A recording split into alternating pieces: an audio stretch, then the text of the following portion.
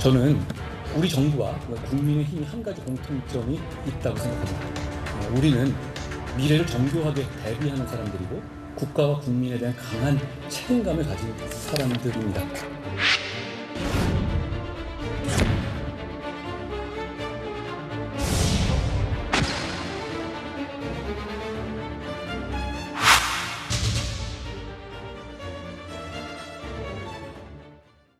네, 스튜디오에는 이현종 문화일보 논설위원, 최진봉 성공회대 신문방송학과 교수, 정혁진 변호사, 박상규 채널A 개건 해설위원 나오셨습니다. 안녕하십니까? 네, 안녕하세요.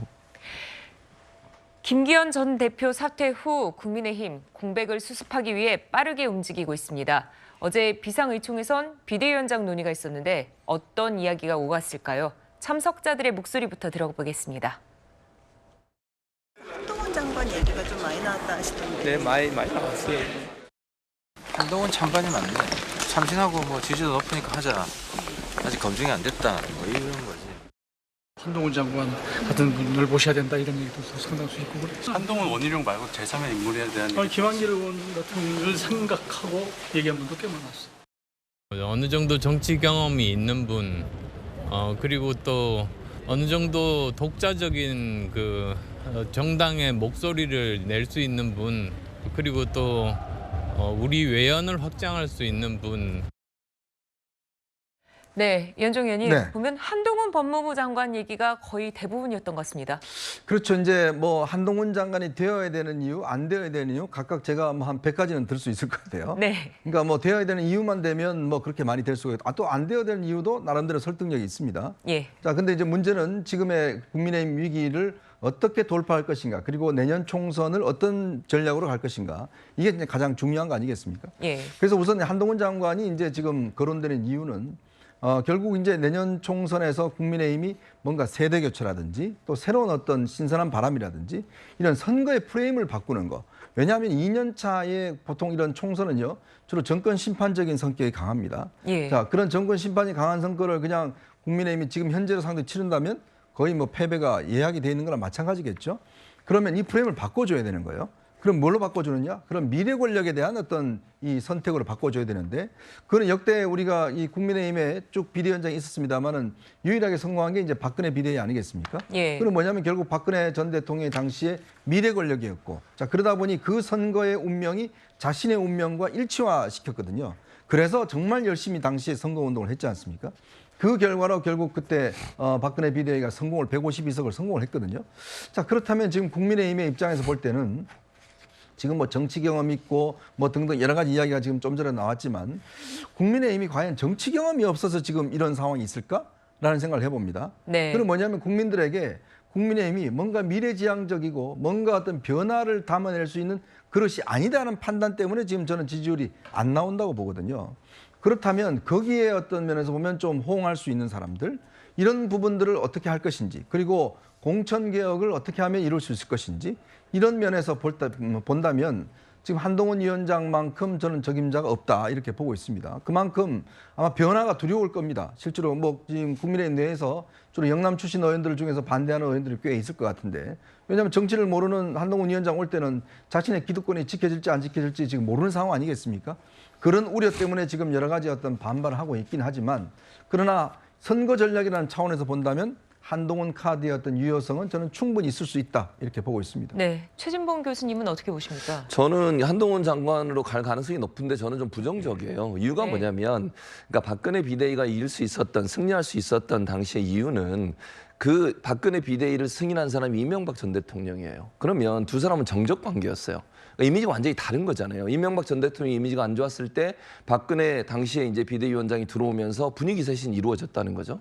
근데 한동훈 장관 같은 경우에는 윤석열 대통령과 일체화돼요. 네. 검사 출신이고 본인의 측근이고, 이런 부분들이 과연 국민들이 볼 때 윤석열 대통령에 대한 심판론으로부터 자유로울 수 있을까 하는 부분에 대한 의문이 있다는 거죠. 그래서 저는 한동훈 장관이 들어왔을 때 물론 보수 진영을 결집하고 또는 개혁을 할 수는 있을 것 같아요. 예를 들면 사람들을 바꿔내고 중진들이 갖고 있는 기득권을 타파하고 이럴 수는 있는데 중도층까지 확장이 가능할까는 저는 의문이라는 생각이 들어요. 그래서 한동훈 장관이 갖고 있는 윤석열 대통령과의 관계나 친분 이런 부분들 때문에 또 검사라고 하는 이 특수성 때문에 중도 진영까지 끌어오기는 한계가 있을 수 있을 거다. 그러나 아까도 말씀드린 것처럼 지금 현재 국민의힘 내부에 있는 어떤 기득권을 타파하고 일정 부분의 변화를 가져올 수는 있을 거예요. 근데 그것이 과연 정권 심판론이라고 하는 이 큰 흐름을 넘어설 수 있을 만큼의 무게감이 있을 거냐 하는 부분에 저는 의문이 있다고 생각합니다. 네. 네, 이 팩트를 좀 하나 보자면 1시간 40여 분 동안 긴급의총에서 누구 이름이 가장 많이 거론됐느냐에 대한 그 전원이 있어요. 예. 전북 삼선인 비명계의 이용호 의원이 이렇게 얘기했습니다. 절반 정도가 원희룡 장관 얘기를 하더라. 이름이요. 그리고 한동훈 장관 이름이 일부 나왔다. 그리고 김한길 위원장, 또 인효환 전 위원장, 그리고 나경원 의원 등의 이름이 나왔다 그랬어요. 자, 이러면서 이 결정이 상당히 지금 난항이다. 아까 이현정 의원 얘기했지만 국힘의 현역 의원들의 생각은 어떤 것이냐. 이게 이제 이런 정도의 스펙트럼을 그렸다는 거죠. 그러니까 정치력 부재를 얘기하면서 또 김웅 의원 같은 경우 나중에 나오겠습니다만 뭐 아바타니 뭐 김주애니 뭐 별의별 얘기를 다 하면서 탄핵당할 수도 있다. 100석 이하로 떨어질 수도 있다.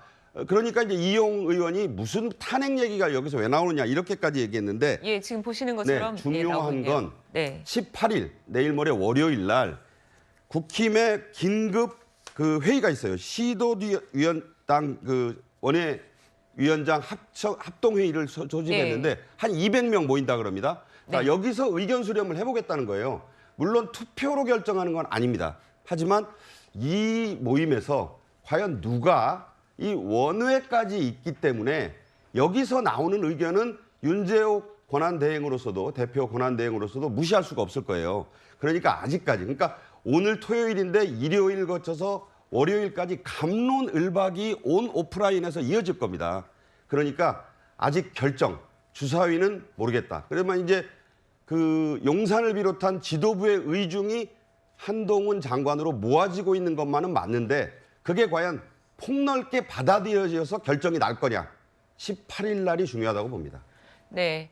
자, 비대위 체제의 시발점이 된 김기현 전 대표, 사퇴 직전 만난 이준석 대표가 또 화제가 되고 있습니다. 근데 이준석 대표가요, 비대위원장으로 거론되는 인물들에 대한 평가를 이렇게 내놨습니다. 화끈하게 인요한 거죠. 예능 캐릭터로는 인요한 위원장이 최고죠. 김한길 위원장 되면 왠지 그냥 터질 것 같습니다. 당이. 보수 정당이라고 하는 곳에 자꾸 이제 뻐꾸기가 알을 낳고 가지고 보수가 뻐꾸기 키우고 있다 알을. 근데 이게 농담이 아니라 진짜가 되는 거죠. 그러면은 탕란이 되는 거죠. 한 장관은 저는 좀 우려가 있을 거라 봅니다. 정치 이력의 첫 번째 이력을 누구 속가내는 거로 해가지고는 잘 되기 어렵습니다. 원장님이 이제 소위 말하는 스타성은 있죠. 네, 주목 많이 받았으니까 확장성에 한계가 있지 않을까 우려가 있습니다. 네, 정혁준 변호사님, 네네. 이준석 전 대표 얘기 중에 귀에 들어오는 얘기 어떤 게 있을까요? 전 무슨 말을 하는지 모르겠는데요. 뭐 이 사람은 이래서 문제고 저 사람은 저래서 문제고 그래서 결론이 어떻게 돼야 된다. 그런 이야기를 해주면 그 결론에 대해서 아 맞다 틀리다 이게 되겠는데 뭐 결론도 내주지 않고 그냥 흐지부지 된 것 같아가지고 일단은 무슨 말인지는 잘 모르겠고요. 예. 제가 봤을 때 지금 상황에서의 국민의힘의 얼굴은 뭐 국민의힘의 여러 그 중진 의원들도 있고 많지만 누가 뭐래도 제가 봤을 때 얼굴은 한동훈이다. 국민의힘을 어떤 야구 구단에 비유한다라고 하면 지금 에이스는 한동훈이잖아요. 그런데 지금 상황이 에이스가 등판해야 할 상황이냐 그렇지 않고 좀 있다가 등판해야 할 상황이냐 그 차이만 있을 뿐이지 그렇기 때문에 제가 봤을 때는 이 부분과 그러니까 논의는 결국은 한동훈에게로 귀속될 수밖에 없다. 집중될 수밖에 없다. 그 생각이 들고요. 그다음에 어떻게 한동훈이 김주애하고 같습니까? 저는 그것도 말이 안 된다라고 생각하는 게 한동훈은 제가 봤을 때 누가 봐도 국민의힘 에이스인데 김주애는 뭡니까? 감독이나 구단주의 딸이잖아요. 감독이나 구단주의 딸이니까 아빠 나 저기 한번 던져볼래? 이런 정도가 김주애인데 어떻게 김주애하고 이게 비교할 수가 있는가? 이런 생각이 들고요. 결국은 제가 봤을 때는 누가 봐도 한동훈이 등판을 하면 보수와 관련해가지고 개혁이나 변화 같은 새로운 모습은 있을 것이다. 그렇기 때문에 새로운 모습이 있으면 중도 확장성은 당연히 있는 거죠. 그런데 그 조금 전에 이제 최진봉 교수님 말씀하신 것과 제가 생각이 약간 다른 게 네. 확장성은 있는데 그 확장성이 어느 정도까지 커질 수 있을 것인지 그게 관건이지 확장성 자체가 전혀 없다 이렇게 보기는 또 어려운 것이 아닌가. 그런 다음에 이제 가장 그 확장성을 크게 할 수 있는 그 시점이 언제인가를 지금 따져야 되는데 제가 봤을 때 지금 국민의힘 그 내부적으로 봐서는요 각각의 국회의원들이 뭐 김웅 의원 누구누구 다 나왔지만 본인한테 유리한 쪽으로만 생각을 하는 것 같아요. 근데 그렇게 해가지고 내년 총선에 어떻게 임할 수 있겠습니까? 이런 부분들에 대해서 다시 한번 좀 전체적인 전략을 짜야 되는 것이 아닌가 싶습니다. 네, 혹시 뭐 일각에서는 용산 2열이 되는 게 아니냐 이런 얘기도 나오고 있는데 이현정 의원께서는 어떻게 보십니까? 근데 이제 한동훈 장관을 제가 오랫동안 이렇게 봐오면요. 네. 이게 이제 윤석열 대통령과 과연 아바타냐 이런 문제는 좀 다시 봐야 될 측면이 있습니다. 왜냐하면 네. 그 한동훈 장관은 개인 캐릭터가 굉장히 독립성이 강한 캐릭터예요.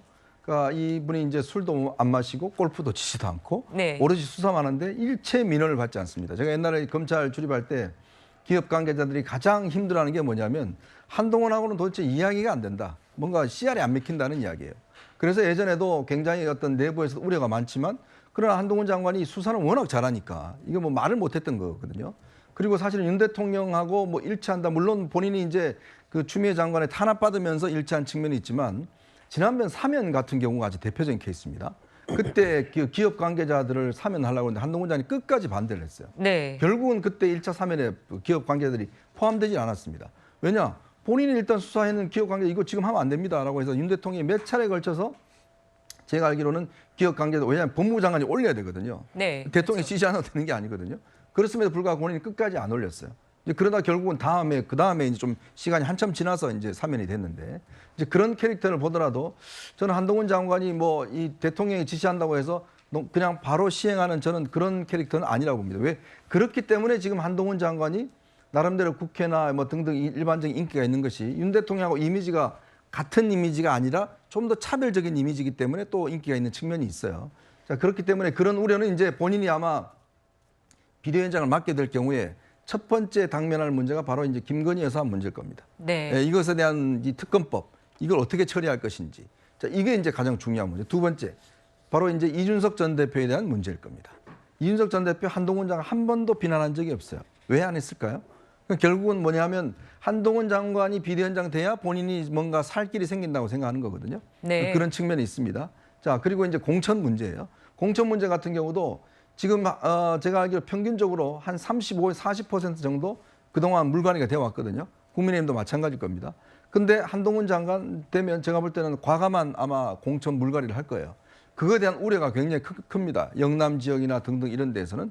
그래서 반대를 하는 측면이 있는 거거든요. 예. 그러니까 한동훈 장관이 결국은 이제 그동안 여러 가지 다른 거는 모르겠지만 정치력은 아직 검증되지 않았잖아요.